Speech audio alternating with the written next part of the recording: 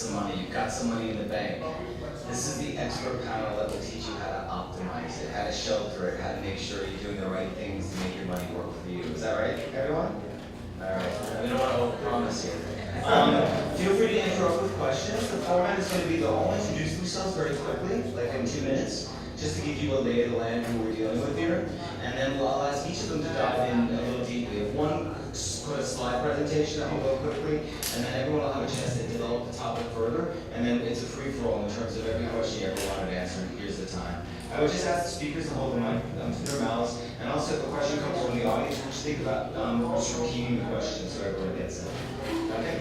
So let's do the quick intros here. Hi, my name is Shane Sutherland. My full name is Shannon. I graduated Film 91 from Art Center, and I am a financial planner, and I do portfolio management focusing on companies that I consider good corporate citizens. Hi, I'm Anne-Marie Scott. I'm an attorney in Hollywood, and I basically help small businesses grow and get. Hi everybody, my name is John Anderson. I'm a CPA, graduated from UC Santa Barbara, about as far from a CPA at that point as you could possibly be. Find myself 30 years later, had my own business for all 30, and based out in Torrance, California, and look forward to fielding your questions and hopefully providing you guys with some education today. Hello, my name is Don Pickard from Tom Pickard Insurance. Basically here to talk about the wonderful world of insurance with you. Been in business, my dad started it in '72, been there for 30 years. And we specialize in the entertainment field. We're the largest insurer of photographers and video production companies in the country. So that's our niche. Great, thanks everyone. Why don't we start with Shane first, and then we'll back down the road. Thank you. Okay. So, just so you know, I had to throw this presentation together very quickly because my business is very highly regulated. And before I was allowed to agree to speak here today, they wanted to know exactly what I was going to say. So I do have a few questions for the audience because some of this may not apply. So if you could, just help me out and give me a show of hands. The first thing that I want to know is if you work for somebody else, can you raise your hand? 2, 3, okay, not very many. And of those that work for somebody else, if it's a company that has more than 50 employees, would you raise your hand again? Okay, so we've got 2. All right, so then if you work for yourself, or if you own the company, if you have employees, will you raise your hand? Okay, we have a few more. If you have more than 50 employees, would you raise your hand? All right, that really helps me because then I know what to share with you the most on. So what I do is financial planning. I do work hourly, and I also do portfolio management, which is where my heart is, where my alignment comes from. And so I thought what would be helpful, and this is what I see come into my business a lot. I work with a lot of people that work in the media, either in front of the camera or behind the camera, as far as production, post-producers, audio designers, professional writers that win all sorts of awards. These are very high-end, top talented people, and there's a process that the creative people go through. And once you make that money, how do you make sure that you put it into your pocket? Well, the best way to do it is through your retirement plans. And so I'm going to just focus on a couple right here. So individual IRAs, you can put in $5,500 a year, and you might be able to claim that as a tax deduction. So that's great. Now, if you work for a publicly traded company or a larger employer and they offer a 401k plan, put your money in there. A lot of times they'll match money, and that's free. That's just free. So those are going to be your biggest tools to help yourself, you'll be really surprised at how quickly that money can add up, and you'll start growing your wealth. The simple IRAs, if you are an employer, you can add a little bit more money into it. And these plans are just like, it's a simple, easy to set up. And there's not too big of a commitment on the employer's part.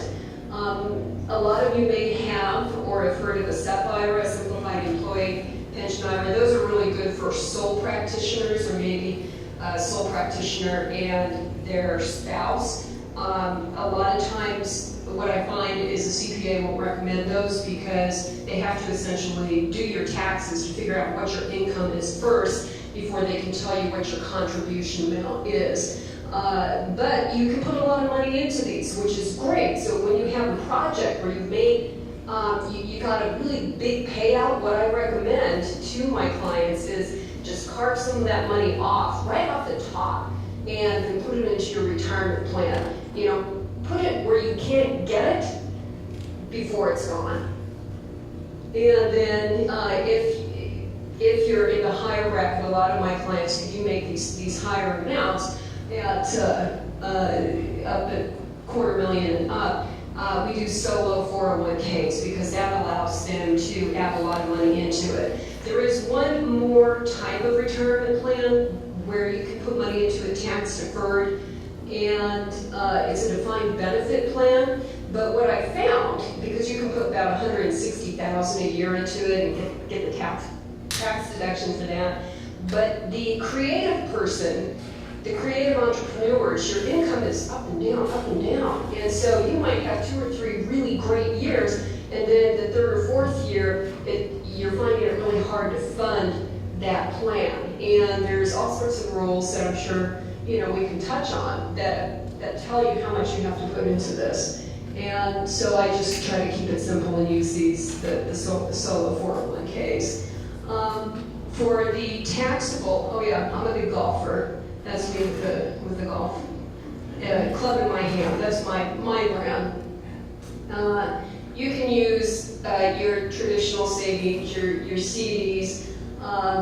We also do use specialty trusts, sometimes for artists that are trying to pass along artwork that they're anticipating will appreciate.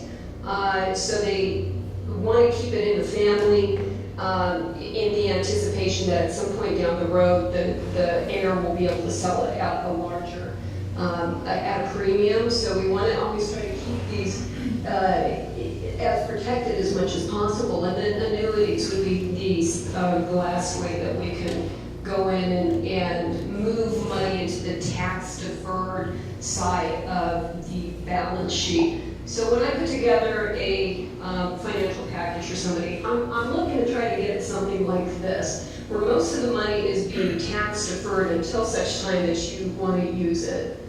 And I'll do that through the retirement accounts, through annuities, and through trust. And then here's the disclaimers. FINRA and SEC say that I have to use. So the other, just real quickly, the other part that I'm very passionate about is sustainable investing. That's what got me to move out of the big firms and actually start my own company, because I wasn't in alignment with what I was being asked to do by the large conglomerate. And as somebody who's participated on several boards and actually headed up some charities, I got to see the flip side of that, where when it comes to sustainable investing, there's different types of engagement that I look for. It's like, do you want to volunteer? Is that your point? Is that how you're going to participate? Nonprofit organizations and private foundations are a great way to work in this area.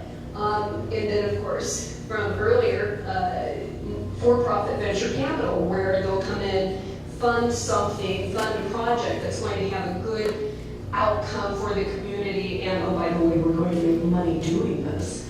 And then my area, which is focusing on publicly traded companies that are being that are going to make money through your retirement accounts, and then hopefully they're going to do something good besides go out and rape and pillage the world. So in the past, this was called socially responsible investing, and it wasn't particularly popular because the investments themselves didn't really do that great. And so there's all these different types of areas that you can screen for: alcohol, tobacco, gaming, weapons. And so, you know, okay, yeah, I own a company that I know happens to test on animals. I'm sorry, but I'm a capitalist, but I also happen to know that, you know what, they're doing really great work with women in emerging countries, and so I have my different set of screens that I like to use. But I do want to share, this is really hot, and this is really, I thought, changing the world from the point of the designer, and I'll show you in just a second, because what you do is going to affect all the people around you. And when you start singing this song and start saying, you know what, this is what's important to me, this is what's important to the community, this is what's important to the people buying your products, then companies start to listen because it's hitting you at where it counts the most for them. Pocketbook, right? So just a real brief history of this. 1997, out in Boston, some people got together and they call themselves series, and they said, you know what, we need some way to be able to define this process. And they came up with the Global Reporting Initiative.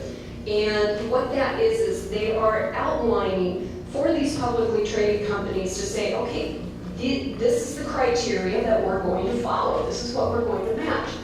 And then in 2010, the ISO standards actually came about, and there's a big process about how these companies went in. About 100 of them, it started with, said, you know, we're going to try to do this. We're going to create reports, and we're going to report back to each other. We're going to analyze each other's work, and then we're going to go back and do it again. And they've done this several times to come up with these sustainability standards. And then just very recently, Columbia University, on their website, they have an interesting history of the impact investing. They have a vocabulary, which I also have on my website, but Columbia's is much, much bigger. And then you'll see that it's becoming more popular. It's kind of one of these little tag words that people are getting into and saying, you know what, if the company does better, if they treat their communities better, guess what? That doesn't mean that they're less profitable. They're actually becoming more profitable. And there's a whole wave of people that really believe this. So just real quickly, this is a page from a website. Now, I do not own this stock for JetBlue, but I did want to just make a point of showing you what the reporting and what a designer strategist vision can do for a company. Publicly traded companies have to report. So the 10K is their public reports on what they're doing, how they're doing their business, making money, not making money. And so this is very simple. This is how JetBlue is doing their report. Real simple. And then we have, a scary mining company, one that pillages the world. Well, what's interesting is they've understood sustainable investing for 30 years because they have gone into communities, they've destroyed them, and the communities fought back, that they really had to adapt this into their culture. And so they have so much to say about how they're helping the rest of the world. They actually had to create a whole other website just to talk about that. Now, these are two extreme examples, but my point is that when I look at these companies, I can tell who gets it and who doesn't. And then there's the third part right in between that's saying, you know what? We've been advised by somebody who gets it. And we're trying to change, or maybe we're not trying to change, but we're going to throw in a couple of those fancy keywords onto the website. But as designers, you can go in and you can change the world, which is cool. And if you want, on the resources part of my website, I have the vocabulary, and then I also do an email, which is just real short, quick, talks just a little bit about something to help increase your financial acumen. And that's what I came prepared to say. Thanks. Let's move to John next, and then back over to Emery. Hey, everybody. As I'm listening to that, which is excellent, it reminds me of when I first started my business. And to give you a little context is, I always try to simplify it a little bit and say, okay, there's the goose and there's the golden eggs. And what we just went over is what to do with your golden eggs. In my business as a CPA, we focus much more on the goose that's creating those eggs. Because if you don't take care of that, obviously retirement planning, investment strategies become a little bit irrelevant if you don't have the money. So I want to encourage you guys to really embrace the concept that even as artists, designers, creative types, whatever vernacular you want to use for describing yourselves, that the marrying it with business is not something that's incompatible. They're not mutually exclusive. I know Robert sent us a preliminary question list of things we might be talking about, and one of them was, can an artist coexist with business, or does it suck the soul out of you, essentially? And I think we're hearing some of the war stories of companies that literally have not only sucked the soul out of their business, but some of the resources of the planet and so forth. But in your business, I would highly encourage you to embrace the fact that they do go together. I've always been a believer that a great artist is a rich artist, because a rich artist can continue to bless us all with their creativity and art and deliver value to the world for us all, versus like some high school buddies of mine that never made it out of the band lifestyle of playing in bands and so forth. Where I did have some friends when I grew up that they suffered through those years as a band and went on to become huge. But when they did, I remember I hadn't seen them. I went off to college. They hit it big. They're playing Lollapalooza and all these big events. And when I met with them, I was stunned with how, I don't want to use the word serious, but how focused they were on the financial side of their business. They were nobody's fool. And I think that's why they've sustained now about a 30 to 35 year career. And so I know your business and your lifestyle tends to have fluctuations on the revenue side, which I would say really emphasizes my point that you really better get disciplined so that when the good years come around, you know what to do. You know how to set up your entity structure. You know how to take advantage of tax law and retirement funding law, which is basically, essentially, you're taking a deduction for paying yourself. Great thing. Most of your other deductions, you're paying somebody else, and you're losing 60 cents on the dollar on that. So that being the case, I want to encourage you to embrace it. It may sound like gobbledygook right now, and that's part of my second point, although it's a bit self-serving for myself as a CPA, is you guys need to get financial advisors. You really do, and at least in the experience I've had with athletes and artists and things like that, the CPA seems to find themselves kind of at the center of the wheel. And there's specialty, legal, insurance, financial, there's all these different pieces of the pie, but for whatever reason, and I've also said I'm kind of blessed to be a CPA. One, because my clients have no idea what that is. They really don't. When I ask them, what is a CPA? They go, I don't know, somebody who knows accounting. Great. And I don't even, in my business, I don't even practice the things I'm licensed to do, which is issue audited financial statements and things like that. I'm more of a tax person. But I kept the CPA designation and I pay my ransom to the state for my regulatory stuff because of this commercial confusion that people think I know everything. And it's great because they at least will come to us, and then it's incumbent upon myself as a professional to know what I don't know and then engage the services of professionals around me who I trust and would trust the client going to answer the specifics of law, insurance, retirement planning.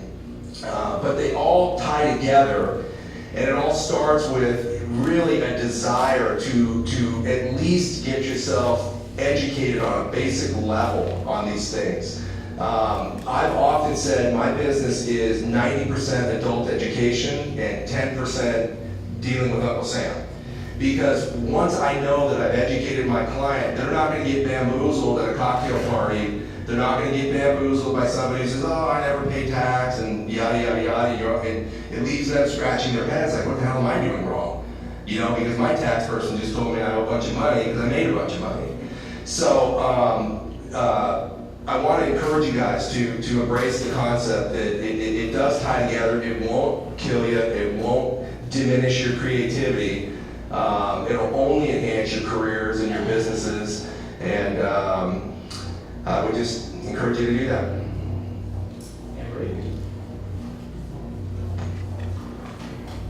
I'm going to start with, how many of you have worked with an attorney before? Anybody? Okay, a few.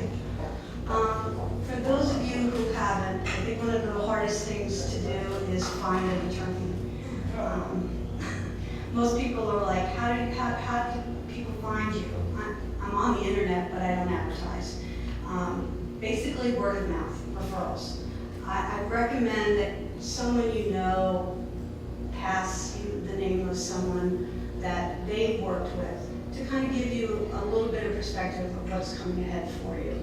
Referrals, typically the person, if they're in the same industry as yourself, will have an attorney that will fill the needs that you yourself will be encountering down the line. The second way is you go to the state bar website, and I recommend everybody do that regardless of whether or not you have an attorney or not. Look them up. Make sure they're not, you don't find out that they just came back in after being expelled for a while.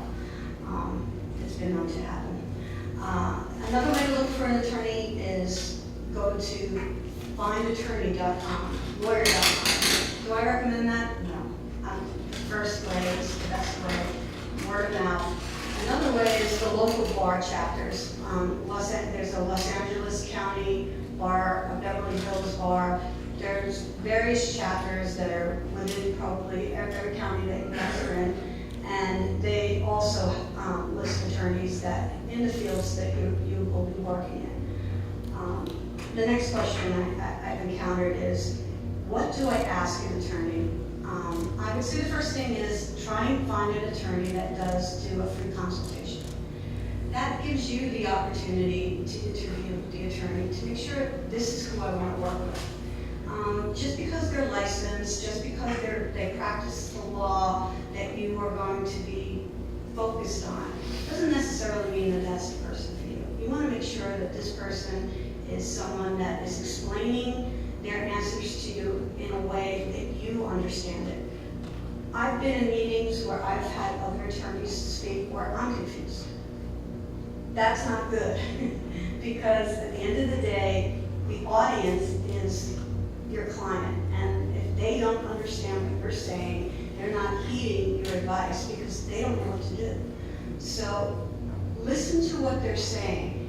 A good attorney is going to pick up if you're confused or you don't know the right questions to ask. They'll start asking you the questions. Often you find part of being a successful attorney, in my opinion, is being a really good listener, because that allows you the opportunity to gauge what are my clients' needs, and also to gauge their understanding of what they're going to be encountering. Now, my practice primarily focuses on small businesses like all of you at this level. And most of the time, most come into my office office without any business experience, like John was saying. And I cannot stress enough the importance of what John said. Financial stress sucks the life out of creativity. It is like a ball and chain around your ankle and you cannot move. So I strongly recommend the first step should be John. John will likely say it matters, you know, hey, you need an attorney to do your contracts, you need an attorney for this. Your financial advisor is going to guide you, like he had mentioned. We're a team. We need to be who you guys have on speed dial at all times. Because there's never just, in my practice, I've never had a day where I haven't been surprised by something, because it's always something. And you kind of scratch your head and go, God, I never had that before. And that's kind of what makes our jobs interesting when we deal with small businesses, deal with the creative industries, is because we're learning a little bit of something too. No two creative people are alike, no two creative contracts are going to be alike. And I know a lot of people are going to ask me about LegalZoom, and I'm just going to give you this preface. Do I think LegalZoom has a purpose? Yes. If you're going to do your articles of incorporation and you need a quick way to do it, go to LegalZoom. Why pay an attorney all that money to do it? But please do not think that LegalZoom is an attorney doing it for you, and please don't stop with, I found my articles, I'm done. Oftentimes, that's what happens. I have clients that walk in with letters from all kinds of divisions of the government because they weren't compliant. Why? Because they didn't understand what starting your own business is really all about. It's not just about starting with the articles and ending with the articles. And so it's really super important that you guys, if you're doing that, please be doing it in conjunction with a financial advisor or an attorney, just to make sure that you have all your I's dotted and T's crossed, because otherwise you're just going to pay us later on and incur penalties for not following through. Oh, just articles of incorporation. If you're a corporation, the very first document that creates your organization is called Articles of Incorporation. If you're an LLC, it's called Articles of Organization. I don't know how many, John, are you interested in different entities? Yeah, maybe. What I'll do is I'll quickly run through the entities, and I think John will be best to give the tax ramifications of each of those for you. I just came from. Why don't we move to Don first? Oh, sure. And then we'll dive into Okay, that. great. Thank you. I'm not going to bore you about the ins and outs of insurance. We all go to sleep. But what I do want to touch on is the essentials in small business. And just like John and Anne Marie had stated, for yourself, for myself, it took a while for me to find a good doctor. It took me a while to find a good car mechanic, banker, dentist. All these things that I need in my life to make my life easier. It's the same thing in business.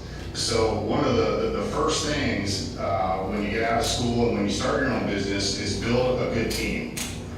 Take the time, ask people, do your homework, and put a good team around you. As far as insurance, if you buy a home, the bank's going to require you to get insurance. If you buy a car, the state's going to require you to get insurance. If you finance a car, the bank to finance it is going to make you get insurance.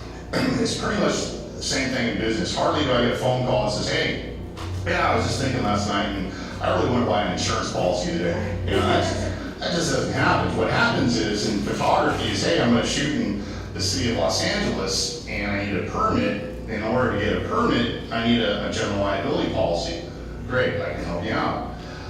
In photography, if you go rent equipment, you go down and you want to get a $50,000 red system or $30,000 red system, they say, great, we'd love to rent it to you, but we need evidence of insurance. And you're like, oh, I guess I better go get insurance. So contractually, you're going to run into the insurance world eventually, period.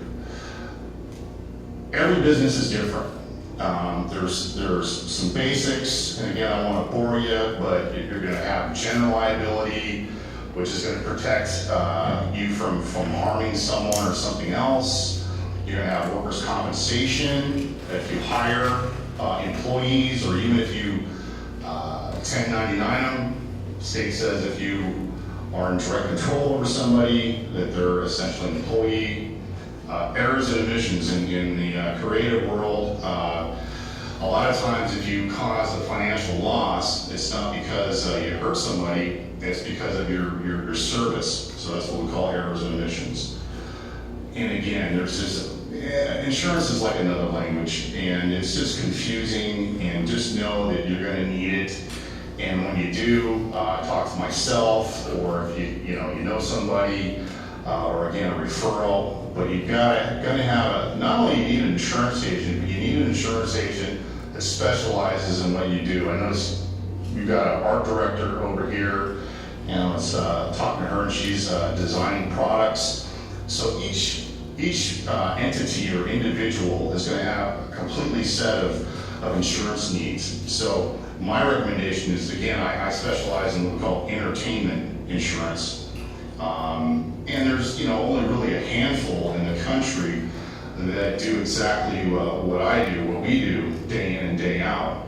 And I find when my clients are insured, let's say with a State Farm or with an Allstate, basically those are direct riders that don't specialize in the photography industry, they don't have the right policies. So when they do need to go to the film permit LA, or they do need to rent the equipment, it's like apples and oranges. So whatever your niche is or specialty is in insurance, try to find that agency that specializes in what you do. How do you do that? How do you find them? Great question. Almost all industries have an association, and almost all associations have a recommended insurance product or agency.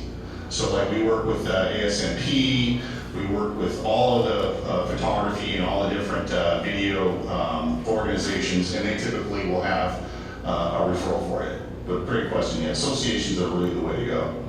Yeah. And then, not to again bore you with insurance, but I'll just give you, in doing this for 30 years, like the Matthew Ralstons, the Peggy Sororas, the photographers, the production companies that are most successful, because let's face it, a lot of photographers that I insure are just barely making a living.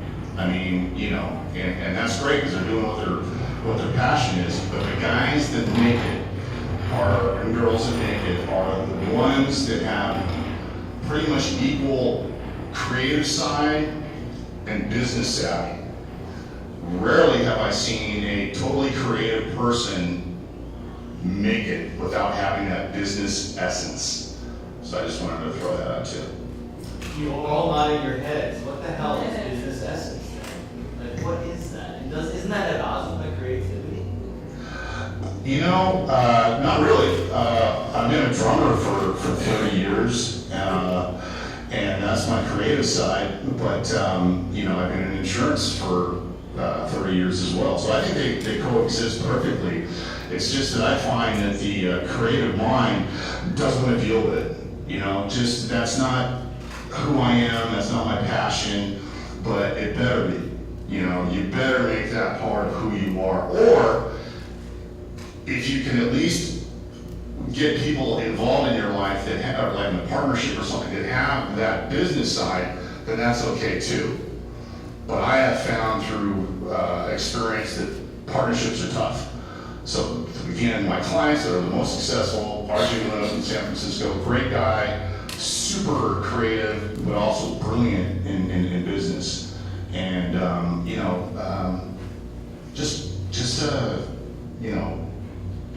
and I don't know what the word is, but just look for that side of yourself, or find it in someone else.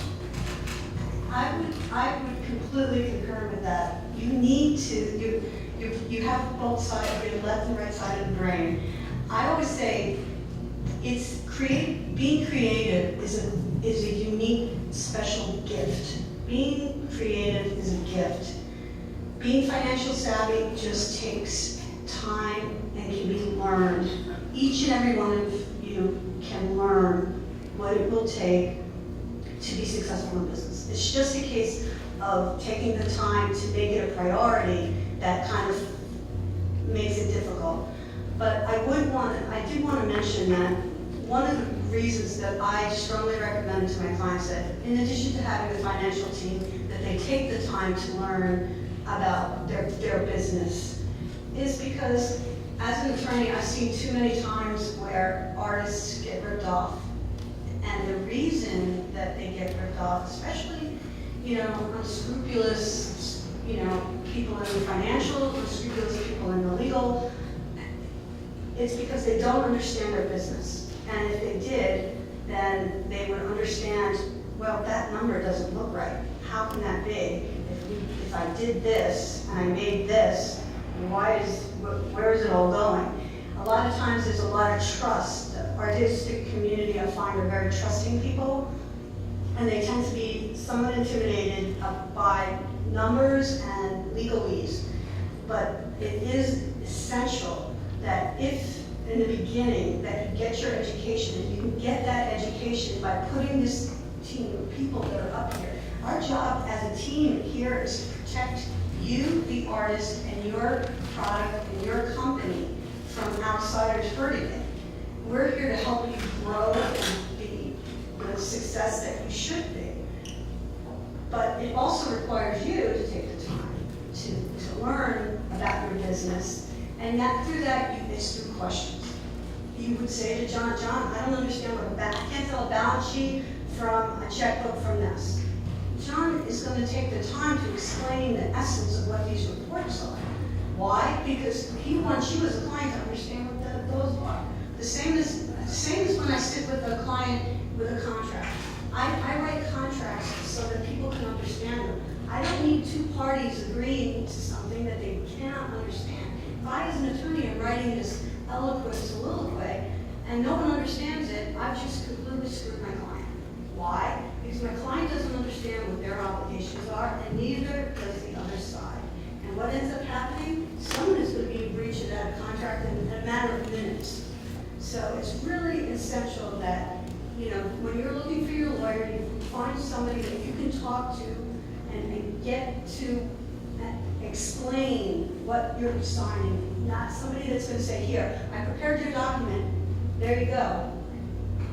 That's not going to help you. At the end of the day, you need to know what you're signing and what your obligations are. I kind of feel like we're telling you to eat your vegetables. It seems like you guys are like, whatever. To reiterate though, it is a great point you brought up that if you don't, you will either flounder as financially, or you'll get ripped off.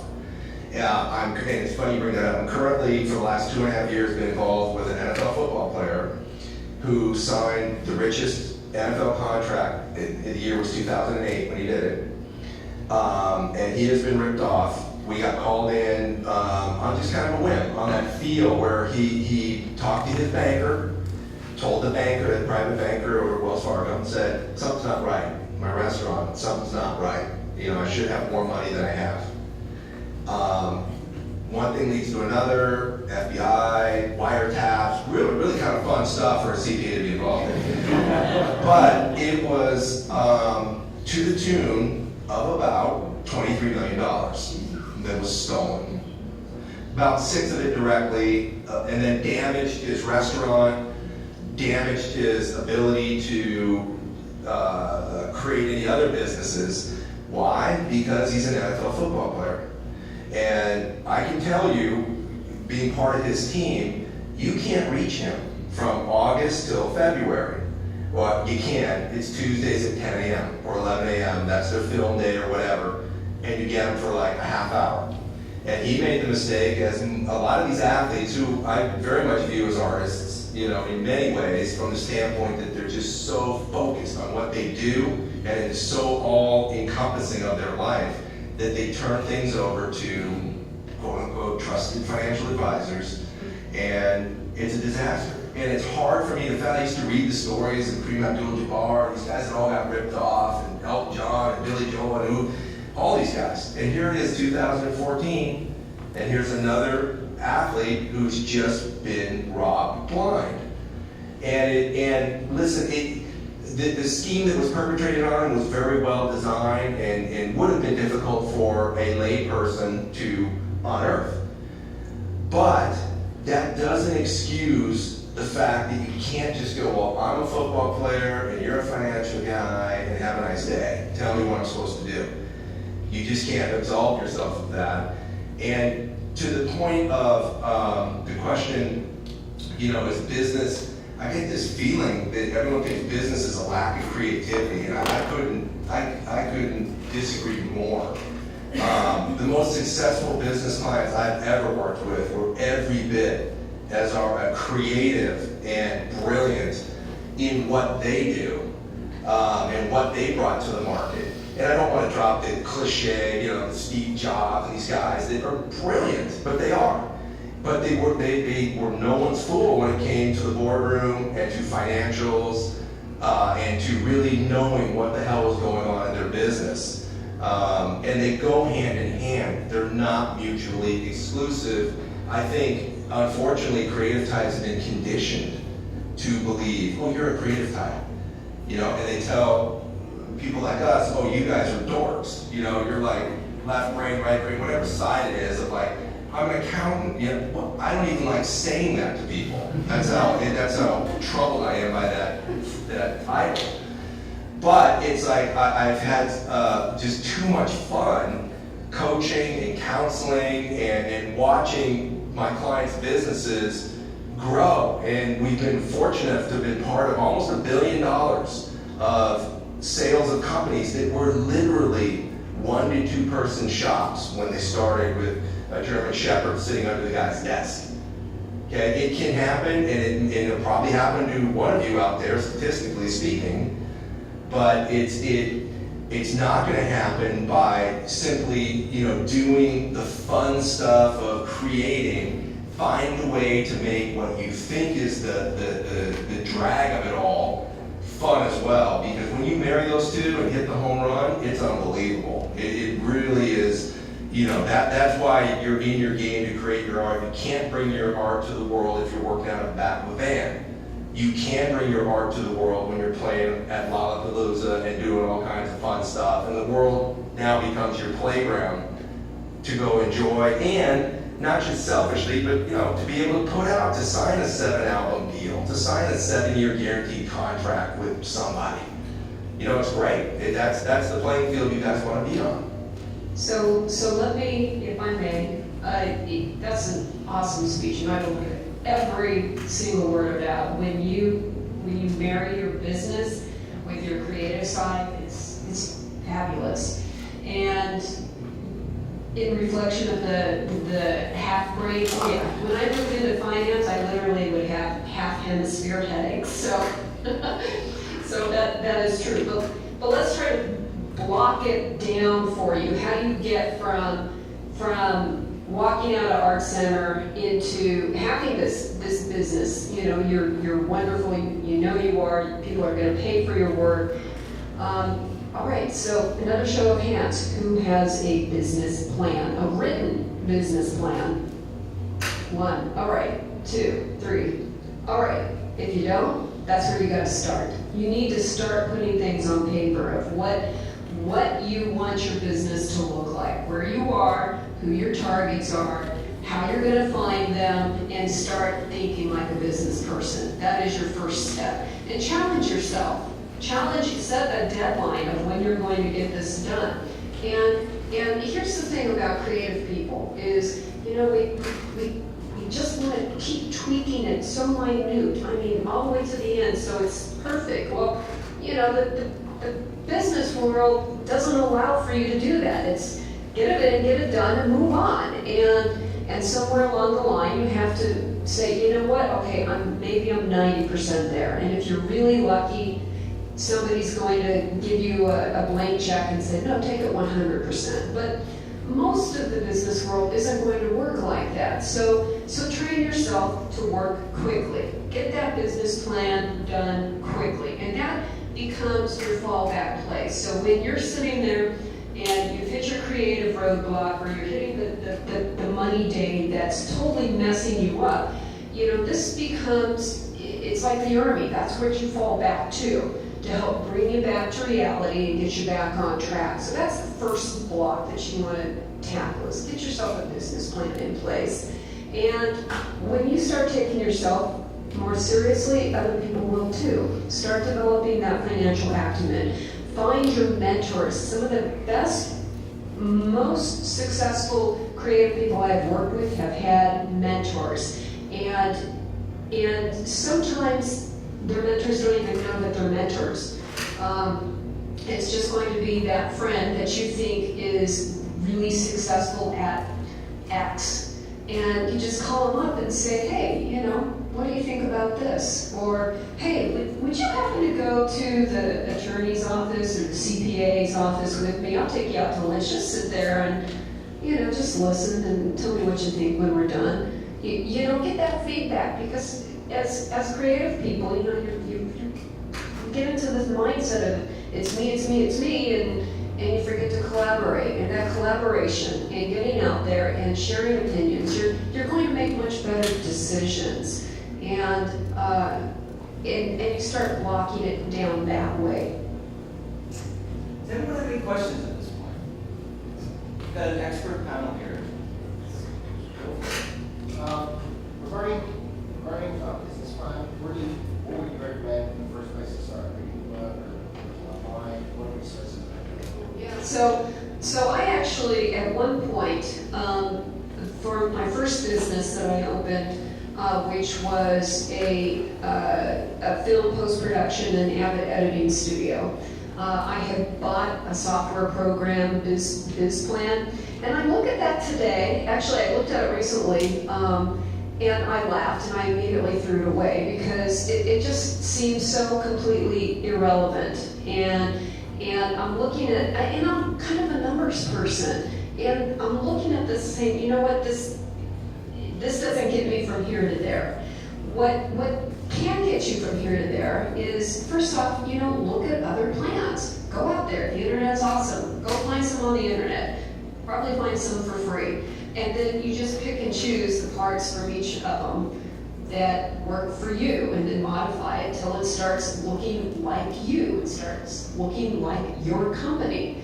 That's how I would certainly approach it. For the simple impact, one of my best friends, she had recently launched a social media website, and we've been feeding off of each other, because we were launching the businesses at the same time, and it's like, okay, well, have you run into this yet? Have you run into that yet? And it's really helped having that person to keep going back to, that keeps challenging you.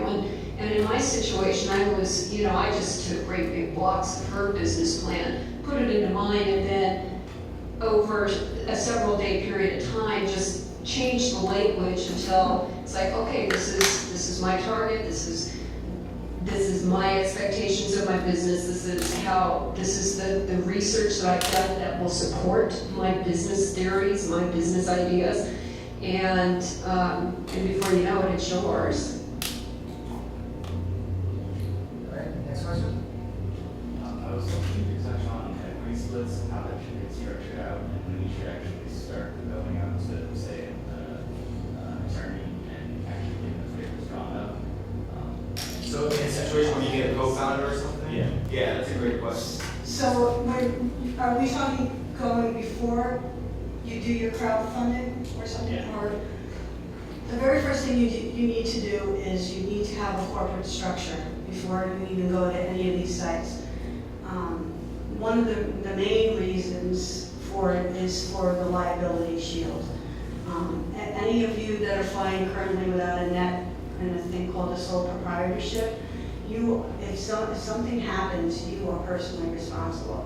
So it's really imperative, because keep in mind that each person that is putting money onto funding or Kickstarter or any of these crowdfunding venues, there's expectations from them. They're not doing this to be charitable. And so they are potential lawsuits waiting to happen. So I strongly recommend that you set yourself up as a corporation, preferably a C Corp. The reason for that, I'm sure John will touch upon, is for the tax ramifications, but I also recommend it for the fact that there's two types of stocks. There's a C Corp has the ability to make common stock and preferred stock. And when you get involved in the venture capital and angel investors, they're going to be looking at preferred stock. I'm sure most of them would love to have some common, but depending on how you structure your deal, you're going to want to not have people involved in your business so much. You're going to try and protect yourself, so you're going to keep as much in common as you can. But I would suggest that the very first thing you do is create a company for yourself. Once you have that structure in place, I would talk to an attorney that works with crowdfunding, or anyone that's involved with securities, because technically what you're doing is you're selling securities. And up until 2012, you weren't allowed to do what was currently allowed on the internet. You weren't allowed to advertise your company's stock for sale. But the 2012 Jobs Act changed that for everybody, and Obama put it out there to stimulate the economy, and now we have that. But you need to understand, there's securities that are what they call exempt, meaning you don't have to go through the huge SEC filing phase, but it's still forms and regulations that you have to be compliant with. So you need to really talk to a securities attorney or a business attorney that has worked in the securities field to help you understand what it is that you're doing. Because keep in mind that each time you issue a share, every time a share is purchased, that little bit of your company is gone. It's not yours anymore, it's someone else's.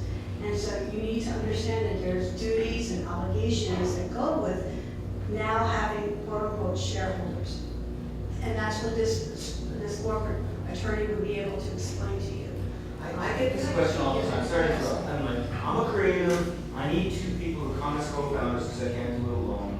What the hell do I do? It's my IP. How do I share it? Do I need to share equity? What's the general rule in percentages? Is that kind of where you were going? Is that an actual question on the panel today? Or It's not really.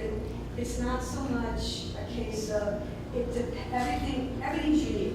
Just think of it like a fingerprint. Everyone's structure will be unique because you know what everyone is bringing to the table. Like I was actually going over some deals that I've dealt with in the past, and it's a case of you go in and you're 100% owner of the company. You're all proud of yourself, but if you have no equity in the company, what is it really worth? So then you start getting involved and you partner up with people. Usually on the first level, it's usually two people that are yin and yang that make the perfect thing together. One might be the creative and one might be the business side together that are a perfect company. But again, usually it's kind of tricky and they don't necessarily have, the second person doesn't usually have equity either. And so again, you're going, okay, now we're 50-50 and we still don't have any money. So then usually the next step is, well, my 50%, I was 100%, now I'm 50. Now I'm going to get angel investors, because usually that's the first step. Because venture capitalists don't want to touch you until they see that there's something to touch. So you're going to get involved in angel investment. Now they're going to look and assess your individual package, including what each of your partners are bringing to the table, to make sure it's a viable option. And if it's not viable, they're just going to say no. If it is in fact viable, they're going to try and get as much of the percentage as they possibly can. So your pie now is shrunk from 50. Say the angel investor takes 17%, so you're down again. But now you have equity. Now we're able to put that product into production. Now we're able to do something.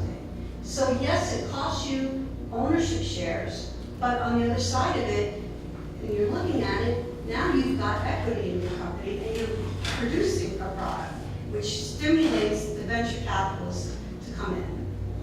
And then, and of course, they're gonna want to be a piece of the pie. Yeah. Okay, so if you want a really interesting case study, at least with a publicly traded company, look at the recent stock splits of Google. There was another share class that was added, and basically by changing who owns what piece of the pie, the owners are going to be able to stand better control of the big vision of Google. So great case study if you're interested to do the research. I just want to reiterate that it's unique to your goals of what your vision is, what your plan is, what your product is, what your market is.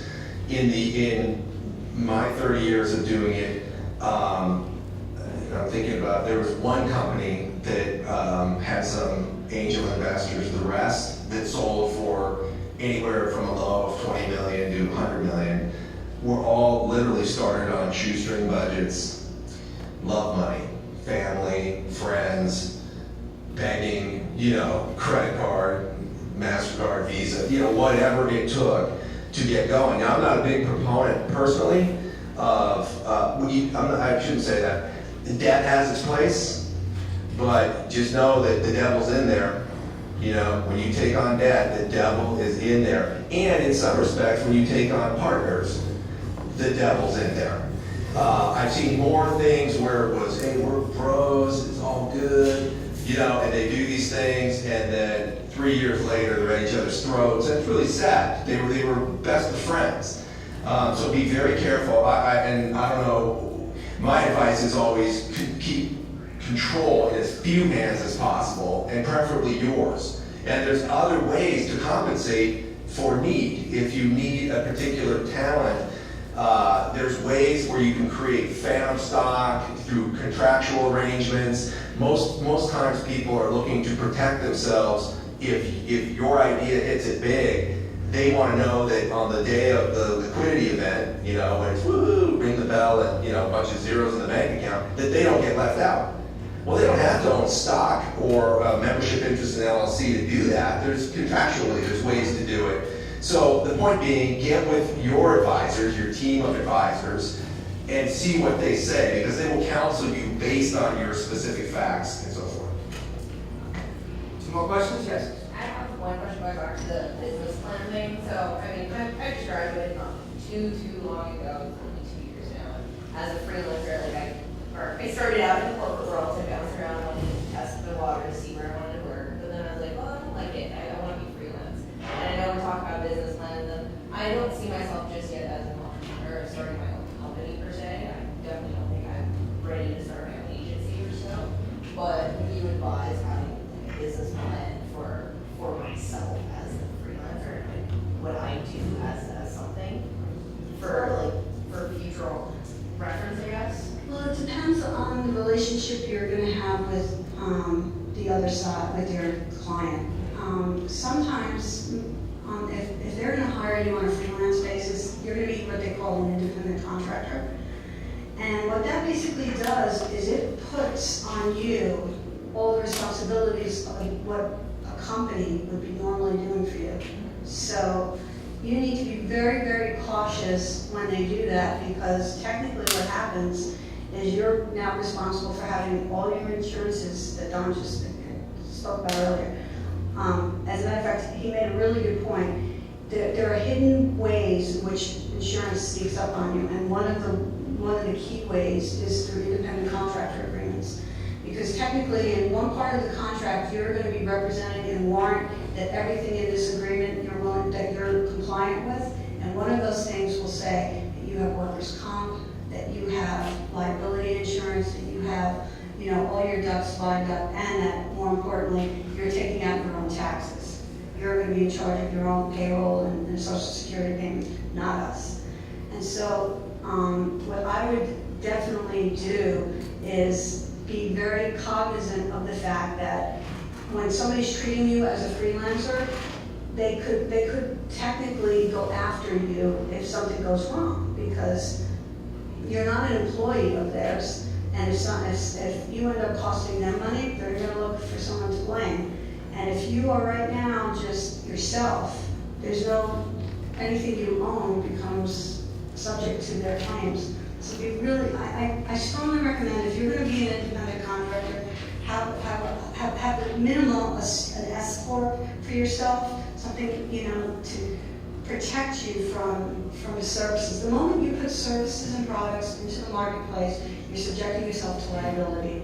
And, you know, if you're already gonna have to go purchase insurance, purchase, you know, all this stuff that take care of your taxes, well, you might as well have a corporate structure to protect you from. Yeah, I think I would second that, is have basic corporate structure. It's not hard, it's not overwhelming, it's, you know, you're not, you know, becoming Apple or something. It's really pretty simple. And then to your point of should I have a business plan, yeah, I think so. I think anybody who's out there hustling I view business plans a little differently. I've never seen one that anyone ever looked at the day they hit the period at the last sentence of the thing. It literally ends up on a shelf, in the trash can, no one looks at it, at least the companies I've seen. But the value in it is in the process of doing it. It forces you to clarify your own thoughts. You think you've got clear thoughts right now, we all do. Except when I hand you a piece of paper and say, tell me what you do, and you're like, I can't, you know. It becomes this big, long, rambling thing. I'm a huge believer in a 2-page business plan. All I want to know is what value is in it for whoever your offering's going to, what's in it for you, what's in it for your team, how are you going to do it, how are you going to measure it, that's it.